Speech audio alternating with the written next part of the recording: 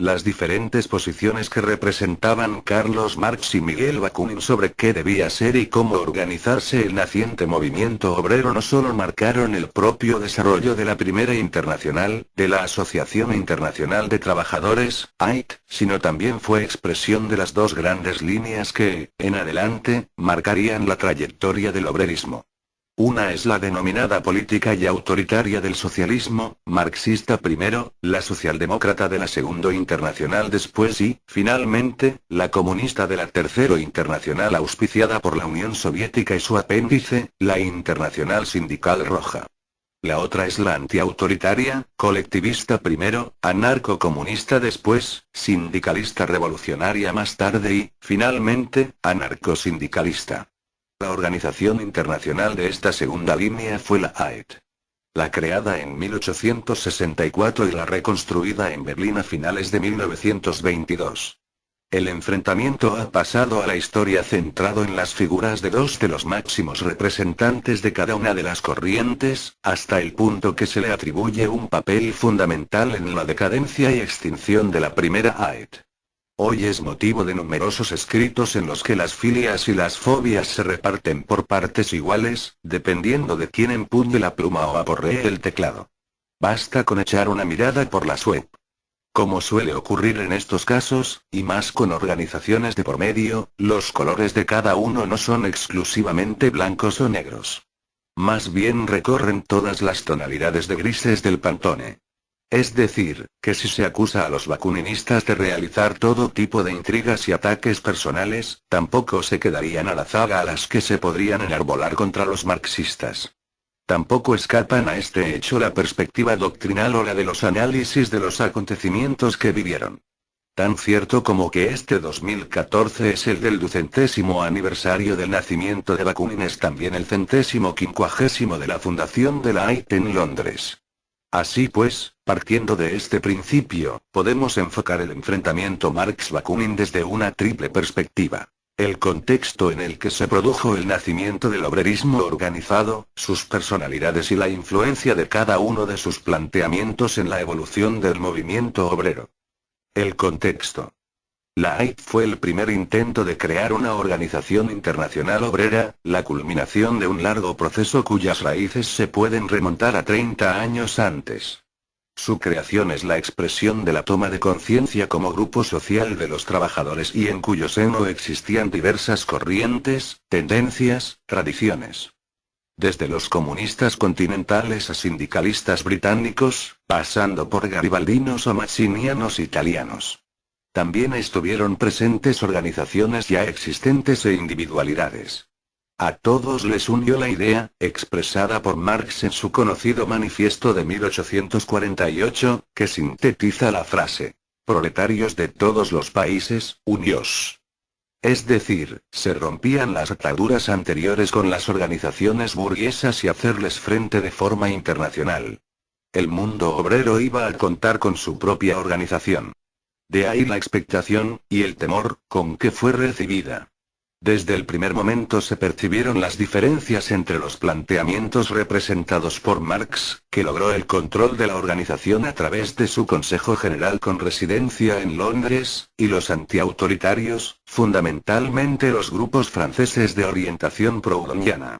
Si la corriente marxista se apoyaba en la sección de la todopoderosa socialdemocracia alemana, a partir de 1868 sus opositores contaron con la presencia de Bakunin que, junto a su Alianza Internacional de la Democracia Socialista, entró a formar parte de la Internacional. La AIT apareció, no por casualidad, en un contexto de crisis y ambiente bélico. En 1870 Francia y Prusia entraron en guerra. La derrota de la Francia de Napoleón III originó la proclamación de la Tercera República y, en marzo de 1871, la Comuna Parisina. Fueron hitos, hubo otros como el caso del ruso Nechayev, en los que se plasmaron las diferencias interpretativas y de acción entre ambas corrientes. Las protagonizaron cuestiones como la defensa de la patria por los marxistas y el paneslavismo de Bakunin, el papel de la Comuna y su oportunidad. Llovía sobre mojado. En 1869, en el Congreso de Basilea, ya se habían enfrentado en torno a la cuestión de la participación obrera en la política y la creación de un partido obrero. Las acusaciones de aventurerismo y autoritarismo se reprodujeron. En 1872 la AIT se reunió en La Haya y la corriente marxista logró que los bakuninistas fueran defenestrados. La escisión estaba servida. Ese mismo año los expulsados se reunieron en Saint-Imier. Poco recorrido tuvieron ambas internacionales. La marxista, que había trasladado el Consejo General a Nueva York, en un intento por mantenerlo bajo su control, llevó una vida lánguida hasta su desaparición formal en 1876. La bakunista tampoco tuvo mucha más vida. En 1877 celebró su último encuentro en Gante. Marx y Bakunin. Ciertamente la vida de las sociedades responde a causas estructurales y situaciones coyunturales. Pero no hay que olvidar que la protagonizan hombres y mujeres y que su personalidad y forma de actuar tienen su propio papel. Que se simbolicen en Carlos Marx y Miguel Bakunin las diferencias doctrinales y organizativas del primer movimiento obrero, no es, por tanto, una mera transposición de una historia de grandes personajes, sean reyes, políticos o dirigentes obreros. Existían diferencias ideológicas y organizativas, pero también intervinieron sus caracteres, cuestiones personales, orígenes y prejuicios culturales. Parece que se conocieron en 1844 en París, donde mantuvieron una buena relación aunque no llegaron a intimar. Resultaba difícil que lo hicieran un idealista sentimental y un científico doctrinario. Pronto sus diferencias aparecieron. En 1848 les enfrentó las sublevaciones eslavas contra el dominio germánico. El ruso y el alemán desenterraron sus hachas de guerra. Marx acusó a Bakunin de agente ruso y el segundo al primero de pangermánico y corrompido por el poder. Pasaron más de 3 lustros hasta que se volvieran a ver y las diferencias continuaron ahora en el seno de la AET. El intelectual y el hombre de acción volvían a enfrentarse. Dos fuertes personalidades que luchaban por hacer valer sus criterios y que influían en sus correligionarios.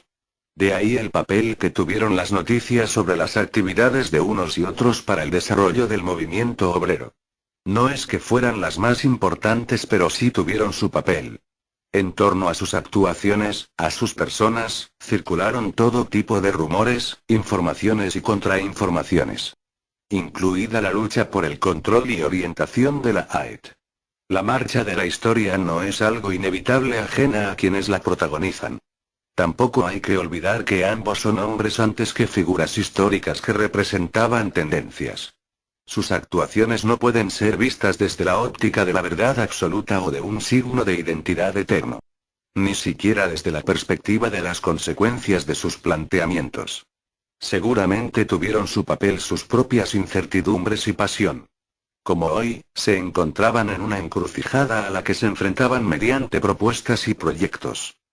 Los caminos del obrerismo.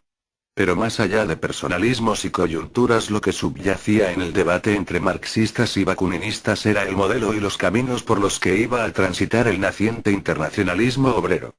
De un lado, el centralista y político del Consejo General londinense controlado por Marx. De otro, el defensor de la autonomía de las secciones, el federalista y contrario a la creación de partidos obreros propuesto por Bakunin. Una lucha que terminaría condicionando incluso la propia existencia de la AET. El primero buscaba la conquista del poder político para implantar el socialismo con un período transitorio de dictadura del proletariado. El segundo deseaba la destrucción del poder político y propugnaba la abstención y la no participación en ese campo. Por debajo de estas diferencias finalistas y organizativas subyacían otras. En primer lugar, el puesto que ocuparía la autoridad. Para Marx era una garantía de eficacia. Para Bakunin una forma de perpetuar el control de los hombres. En segundo lugar está el papel otorgado a los diferentes grupos sociales como sujetos revolucionarios. Para los primeros era la clase trabajadora, el proletariado, quien protagonizaría el proceso a través de la acción organizada bajo los presupuestos científicos del materialismo dialéctico, una doctrina que refleja los intereses de la clase obrera. Para los bakuninistas, el campesinado también tenía un papel que jugar y la acción, individual y colectiva, competía con los principios científicos. Pero no solo los campesinos, sino también individuos pertenecientes a otros grupos sociales. Frente a la ideología de clase marxista, el anarquismo enfatizaba el papel del individuo. Bakunin murió en julio de 1876 en Berna y Marx en Londres en marzo de 1883. Hoy, 150 años después de la creación de la AI, tenemos perspectiva suficiente para hacer un balance. En primer lugar que, finalmente, terminaron prevaleciendo mayoritariamente los planteamientos marxistas en el sindicalismo europeo. La acción política fue derivando hasta su actual situación marginal. Cuando tuvieron la oportunidad de ocupar el Estado, como en Rusia en 1917, terminaron desarrollando un totalitarismo exterminador. En segundo lugar que, donde los planteamientos bakunistas prevalecieron, como en España, el asociacionismo obrero continuó siendo el catalizador revolucionario que protagonizó la Revolución Española de 1936-1939.